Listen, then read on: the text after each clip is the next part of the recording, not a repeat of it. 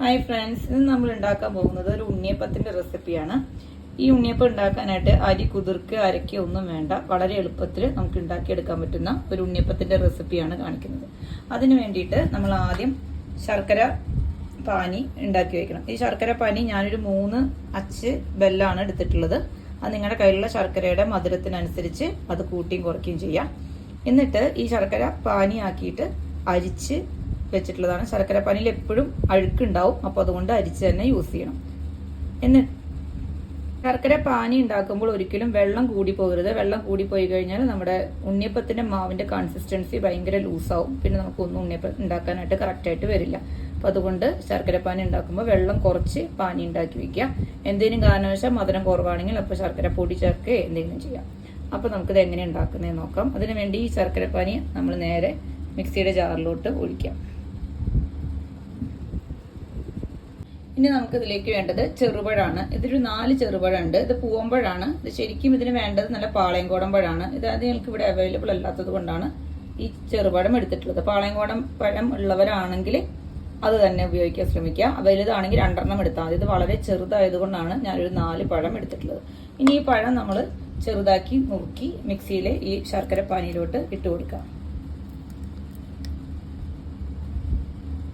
ഇനി ഈ പഴം ഈ ശർക്കര പാനിയിലോട്ട് അരിഞ്ഞിട്ടതിന് ശേഷം ഇത് രണ്ടും കൂടി നന്നായിട്ട് ഒന്ന് മിക്സിയിൽ നല്ല അടിച്ചെടുക്കാം. പാനി ഒഴിക്കുമ്പോൾ ഒരുപാട് പാനി ഉണ്ടെങ്കിൽ സൂക്ഷിക്കണം. കാരണം ഒരുപാട് പാനി ഒഴിച്ചു കഴിഞ്ഞാൽ നമ്മുടെ മാവ് ലൂസായി പോകും. ഇതിപ്പോൾ എനിക്ക് കറക്റ്റാണ്, അതുകൊണ്ടാണ് ഞാൻ മുഴുവനായിട്ട് ഒഴിച്ചത്. ഇപ്പൊ നമ്മുടെ പഴവും ശർക്കരയും കൂടി നന്നായിട്ട് അടിച്ചെടുത്തിട്ടുണ്ട്. നന്നായി അടിച്ചെടുക്കുക. ഇനി ഇതിലോട്ട് നമ്മൾ ചേർക്കാൻ പോകുന്നത് 1 ഗ്ലാസ് മൈദയാണ്.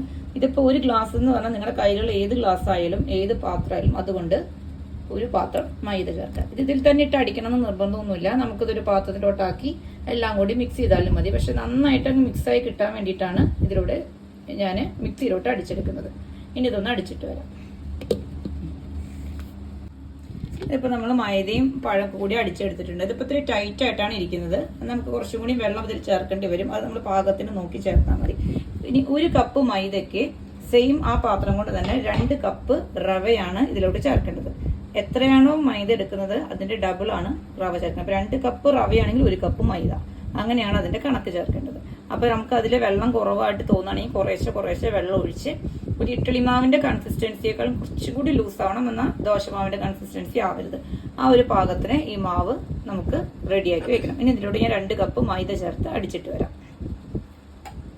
ഇപ്പൊ നമ്മുടെ മാവ് റെഡി ആയിട്ടുണ്ട്. ഈ കൺസിസ്റ്റൻസിയിൽ വേണം മാവ് റെഡിയാക്കാനായിട്ട്. ഒരുപാട് കട്ടിയിലും ഒരുപാട് ലൂസും ഇല്ല. ഇതിലിപ്പോൾ റവ ചേർത്തിട്ടുള്ളത് കൊണ്ട് തന്നെ ഇത് കുറച്ച് സമയം കഴിയുമ്പോഴേക്കും എന്നാൽ അത്യാവശ്യം ടൈറ്റ് ആവും. ഒരുവിധം ടൈറ്റ് ആവുമ്പോൾ നമുക്ക് അതായത് നമ്മൾ ഒരുവിധം ടൈറ്റ് ആവാന്ന് വെച്ച് കഴിഞ്ഞാൽ ഇതിന്റെ കൺസിസ്റ്റൻസി ഒരുപാട് ലൂസായി കഴിഞ്ഞാൽ നമുക്ക് ഉണ്ണിയപ്പം ഉണ്ടാക്കാൻ പറ്റില്ല. അപ്പോൾ നമ്മളിത് ഒരു മിനിമം ഒരു 5 to 6 hours ഫെർമെന്റ് ചെയ്യാൻ വെക്കണം. ഞാനിത് ഇന്നിപ്പോൾ ഇവിടെ രാത്രിയായി, നാളെ രാവിലെയാണ് ഞാനത് ഉണ്ടാക്കുള്ളൂ. അത്രയും സമയം വെക്കണമെന്നില്ല. മിനിമം ഒരു 5 to 6 hours വെച്ച് കഴിഞ്ഞാലും ഓക്കെയാണ്. പക്ഷെ ഞാൻ ഒരു 1 നൈറ്റ് ഫുള്ള് ഫെർമെന്റ് ചെയ്യാനായിട്ട് വെക്കാറുണ്ട്. ഇനി ഇതിലോട്ട് ഏലക്കപ്പൊടി വേണമെങ്കിൽ ഏലക്കപ്പൊടി ചേർക്കാം. ഞാനത് ചേർക്കുന്നില്ല, എനിക്കതിന് സ്മെല്ല് ഇഷ്ടമില്ലാത്തതുകൊണ്ട് ചേർക്കുന്നില്ല. പിന്നെ ഉണ്ടാക്കുന്ന സമയത്ത് കുറച്ച് തേങ്ങാക്കൊത്ത് നെയ്യിൽ വറുത്തിട്ട് ഇതിലോട്ട് ചേർക്കും. ഇവിടെ എനിക്കിപ്പോൾ അത് അവൈലബിൾ അല്ലാത്തത് കൊണ്ട് ഞാൻ ചേർക്കുന്നില്ല. ഞാൻ നേരെ ഇങ്ങനെ തന്നെയാണ് ചട്ടിയിലോട്ട് ഒഴിക്കാൻ പോകുന്നത്. ഇനി ഇതിപ്പോൾ നാളെ രാവിലെയാണ് ഞാൻ കോരി ഒഴിക്കുന്നത്. ഈ കൺസിസ്റ്റൻസിയിലാണ്. ഇതിൽ മധുരമൊക്കെ പാകമാണ്. ഇനി നിങ്ങൾക്ക് ഉണ്ടാക്കി കഴിയുമ്പോൾ മധുരം കുറവാണെന്ന് തോന്നുകയാണെങ്കിൽ കുറച്ച് മധുരം ആവശ്യത്തിന് ആഡ് ചെയ്യാം.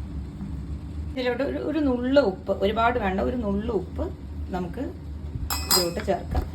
ഞാൻ പറഞ്ഞതുപോലെ ഏലക്കപ്പൊടിയുടെ സ്മെല്ല് ഇഷ്ടമുള്ളവർക്ക് ഏലക്കപ്പൊടി കൂടി ഇതിൽ ചേർക്കാം. ഇനി നമ്മൾ നന്നായിട്ട് മിക്സ് ചെയ്തിട്ട് ഞാനിവിടെ ഒരു പാത്രം വെച്ച് അടച്ച് വെച്ചത് രാവിലെയാണ് ഉണ്ണിയപ്പം ഉണ്ടാക്കാൻ പോകുന്നത്. ഓക്കെ, ഇപ്പം നമ്മുടെ മാവ് കറക്റ്റായിട്ട് റെഡി ആയിട്ടുണ്ട്. ഈ കൺസിസ്റ്റൻസി കറക്റ്റാണ്. ഇതേ കൺസിസ്റ്റൻസിയിൽ വേണം ഉണ്ണിയപ്പത്തിൻ്റെ മാവ് ഇരിക്കാനായിട്ട്. ഇനി നമുക്കിത് എണ്ണ ചൂടാക്കിയിട്ട് അതിലോട്ട് കോരി ഒഴിക്കാം. ഞാൻ ഉണ്ണിയപ്പച്ചട്ടി എടുത്ത് വെച്ചിട്ടുണ്ട്. അതിൽ എണ്ണ ഒഴിച്ച് ചൂടാവുമ്പോൾ നമുക്കിത് ഉണ്ടാക്കാൻ തുടങ്ങും. ഇപ്പം ഞാൻ ഉണ്ണിയപ്പച്ചട്ടി അടപ്പത്ത് വെച്ചിട്ടുണ്ട്. ഇനി ഇത് എണ്ണ ചൂടാകുമ്പോൾ നമ്മളിതിലേക്ക് ഉണ്ണിയപ്പം കോരി ഒഴിക്കും. അതിലിടാനായിട്ട് ഒരു പാത്രത്തിൽ നമ്മുടെ ഒരു അരിപ്പ പോലത്തെ പാത്രത്തിൽ ടിഷ്യൂ പേപ്പർ സെറ്റ് ചെയ്ത് വെച്ചിട്ടുണ്ട്. ഇനി നമ്മൾ ഉണ്ണിയപ്പ ചട്ടി, ഇത് ഹീലാലിയത്തിന്റെ ചട്ടിയാണ്. ഈ ചട്ടി നമ്മൾ എപ്പോഴും മയക്കിയിട്ട് വേണം ഉപയോഗിക്കാനായിട്ട്. ഉപയോഗിക്കാന്ന് വെച്ചാൽ എപ്പോഴും നമ്മൾ ഉണ്ണിയപ്പം ഉണ്ടാക്കില്ല. അപ്പൊ ഉണ്ണിയപ്പം നമ്മൾ ഇതിൽ പിടിക്കാതിരിക്കാനുള്ള ഒരു ടിപ്പ് പറഞ്ഞുതരാം. എപ്പോഴും ഉണ്ണിയപ്പം ഉണ്ടാക്കുന്നവരാണെങ്കിൽ ചട്ടി മയങ്ങി വന്നിട്ടുണ്ടാവും, കുഴപ്പമില്ല. ഇത് വല്ലപ്പോഴൊക്കെ ഉണ്ടാക്കുമ്പോൾ നമ്മൾ ഇന്നാണ് ഉണ്ണിയപ്പം ഉണ്ടാക്കുന്നെങ്കിൽ തലേദിവസം രാത്രി ഇതിൽ ഓരോ കുഴിയിലും ഓരോ കുറച്ച് നമ്മുടെ സാമ്പാർ പുളി ഇട്ടിട്ട് വെള്ളം ഒഴിച്ച് തിളപ്പിച്ച് രാത്രി വെക്കുക. രാവിലെ എണീറ്റ് അത് റിമൂവ് ചെയ്ത് നന്നായിട്ട് വാഷ് ചെയ്തിട്ട് എണ്ണ ഒഴിച്ച് വെച്ച് കഴിഞ്ഞാൽ വേഗം തന്നെ ഉണ്ണിയപ്പം ഉണ്ടാക്കുമ്പോൾ നമുക്കതിൽ നിന്ന് വിട്ടുപോരും. നോൺ സ്റ്റിക്കിന്റെ ചട്ടിയാണെങ്കിൽ അത് പേടിക്കണ്ട. നോൺ സ്റ്റിക്കിന്റെ ചട്ടിയിൽ കറക്റ്റായിട്ട് ഉണ്ണിയപ്പം കിട്ടിക്കോളും. ഇനി ഇത് നമ്മുടെ എണ്ണ ചൂടായിട്ട് വേണം നമുക്ക് ഉണ്ണിയപ്പം ഇടാം. ഇപ്പം എണ്ണ ചൂടായിട്ട് ഹീലാലിയത്തിന്റെ ചട്ടി ആകുമ്പോൾ ചൂടായിട്ട് വരാൻ കുറച്ച് ബുദ്ധിമുട്ടായിരിക്കും. ചൂടായി കഴിഞ്ഞാൽ ചൂട് ഒരുപാട് സമയം നിൽക്കുകയും ചെയ്യും. അപ്പോൾ നമുക്ക് കുറച്ച് സമയം വെയിറ്റ് ചെയ്തിട്ട് ഉണ്ണിയപ്പം ഉണ്ടാക്കാം. ഇപ്പം നമ്മുടെ ഉണ്ണിയപ്പത്തിന്റെ ചട്ടി പാകത്തിന് എണ്ണ ചൂടായിട്ടുണ്ട്. ഇതിനൊന്ന് തീ ഒന്ന് കുറച്ചിട്ട് നമ്മളിതൊന്ന് കോരി ഒഴിക്കാം. അതിനുവേണ്ടി എപ്പോഴും മാവ് എടുക്കുമ്പോൾ ഒന്നും കൂടി നന്നായി ഇളക്കിയിട്ട് വേണം മാവ് എടുക്കാനായിട്ട്. ഇനി അതിലോട്ട് ഈ സമയത്ത് നിങ്ങൾക്ക് ആവശ്യമുണ്ടെങ്കിൽ തേങ്ങ വറുത്തിട്ട് ഇതിലോട്ട് ഇടാം. നമ്മൾ കുറേശ്ശെ മാവ് ഇതിലോട്ട് ഒഴിക്കാം. ഏത് കയ്യിൽ സ്പൂൺ വെച്ചിട്ട് വേണമെങ്കിൽ നമുക്ക് ഇടാം. ഒന്നെങ്കിൽ ഇത്, അല്ലെങ്കിൽ ഏതെങ്കിലും ഒരു ടേബിൾ സ്പൂൺ ഒക്കെ വെച്ചിട്ട് നമുക്കിടാം. നമ്മുടെ ഉണ്ണിയപ്പം എങ്ങനെയാണോ വലുപ്പത്തിൽ വേണ്ടതെന്ന് അനുസരിച്ച്. ഞാനിപ്പോൾ ഇങ്ങനത്തെ ഒരു കയ്യിൽ വെച്ചിട്ടാണ് ഇടുന്നത്.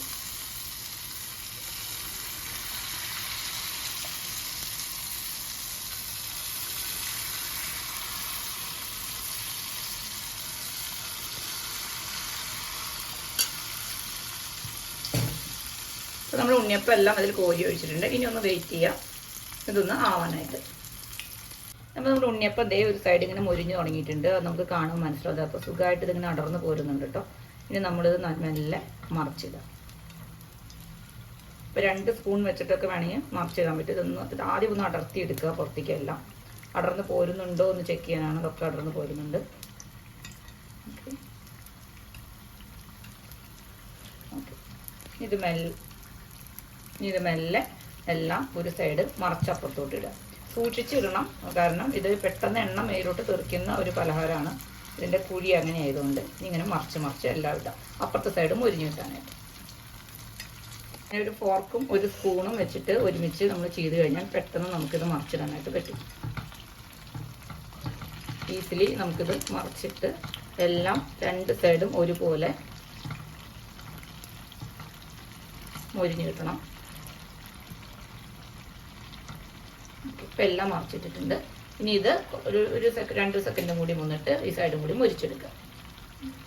ഇതിപ്പോൾ നമ്മുടെ ഉണ്ണിയപ്പമൊക്കെ ആയിട്ടുണ്ട്. ഇതുപോലത്തെ ഒരു ക്ലിപ്പ് വെച്ചിട്ട് നമ്മൾ നോക്കിക്കഴിഞ്ഞാൽ കറക്റ്റായിട്ട് ഉണ്ണിയപ്പം നമുക്ക് എടുക്കാനായിട്ട് പറ്റും.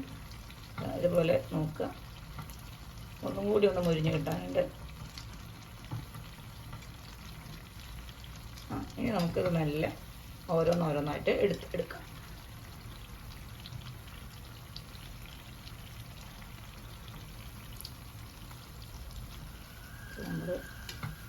ഇതുപോലൊരു അരിപ്പയിലോട്ട് ഇട്ട് നന്നായിട്ട് എണ്ണ പിടിക്കുന്ന ഒരു സംഭവമാണിത്. അപ്പോൾ അതുകൊണ്ട് നന്നായിട്ട് അരിപ്പയിലൂടെ അരിച്ചെടുത്തിട്ട് മാത്രമേ നമുക്ക് എടുക്കാം.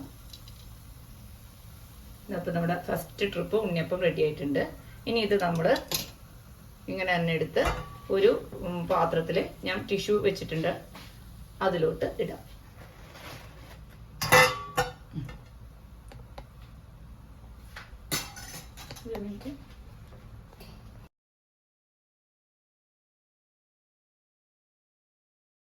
ഇനി നമുക്ക് അടുത്ത ട്രിപ്പ് ഉണ്ണിയപ്പം കോരി ഒഴിക്കാം.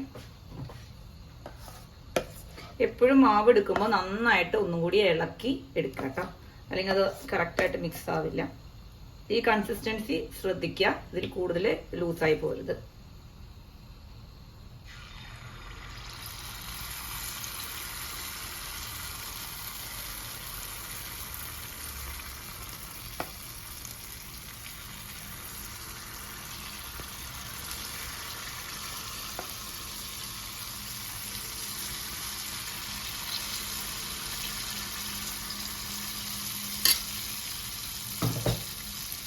ഇതെല്ലാം നമ്മളിപ്പോൾ കറക്റ്റായിട്ട് കോരി ഒഴിച്ചിട്ടുണ്ട്. ഇനി ഇത് എടുക്കാൻ സമയത്ത് ഒന്ന് മറിച്ചിടുക. ആ ഭാഗം കൂടി മുരിഞ്ഞ് കഴിയുമ്പോൾ നമുക്ക് ഉണ്ണിയപ്പം എടുത്ത് മാറ്റാം. ഇതൊന്ന് മറിച്ചിടാം.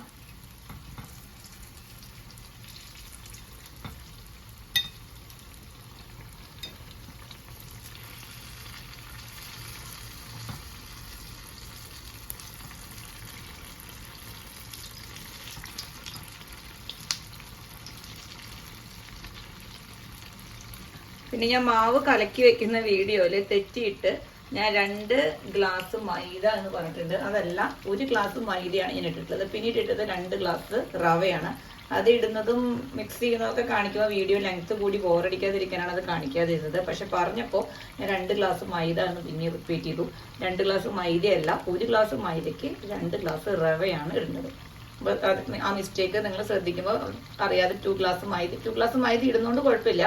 അപ്പോൾ അതിൻ്റെ ഇരട്ടി 4 ഗ്ലാസ് റവ നമ്മൾ ഇടണം. അപ്പോൾ ഒരുപാട് ക്വാണ്ടിറ്റി ആവും. ഇപ്പോൾ സാധാരണ 1 ഗ്ലാസ് മൈദയും 2 ഗ്ലാസ് റവയാണ് ഞാൻ എടുക്കാറുള്ളത്. ഒരുപാട് മെമ്പേഴ്സ് വീട്ടിലുള്ളവരാണെങ്കിൽ അങ്ങനെ എടുക്കാം, കുഴപ്പമില്ല. ഇതിനിപ്പോൾ ഇത് മറിച്ചിട്ടിട്ടുണ്ട്. ഇതിപ്പോൾ നമ്മുടെ ഉണ്ണിയപ്പം നന്നായിട്ട് മൊരിഞ്ഞിട്ടുണ്ട്. ഇനി ഇത് നമ്മളൊരു അരിപ്പയിലോട്ട് കോരിടാം.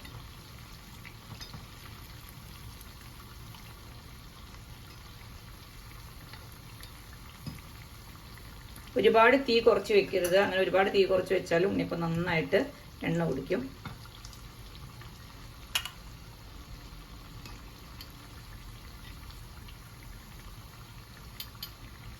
അപ്പോൾ എല്ലാ ഉണ്ണിയപ്പവും ഞാനൊന്ന് കോരി എടുത്തിട്ട് ഇങ്ങനെ എല്ലാ ഉണ്ണിയപ്പവും നമുക്ക് എണ്ണയിൽ കോരി ഒഴിച്ച് എടുക്കാം. ഇപ്പോൾ നമ്മുടെ ഉണ്ണിയപ്പമൊക്കെ അതേ ഇവിടെ റെഡി ആയിട്ടുണ്ട്. ഇതുപോലെ എല്ലാം ഞാൻ ചുട്ടെടുത്ത് കറക്റ്റായിട്ട് കൊട്ടയിൽ നമ്മൾ ഇട്ട് വയ്ക്കുക, എണ്ണയൊന്ന് തോരാനായിട്ട്. അപ്പോൾ ഇത്രയും ഉണ്ണിയപ്പം നമുക്ക് കിട്ടിയിട്ടുണ്ട്.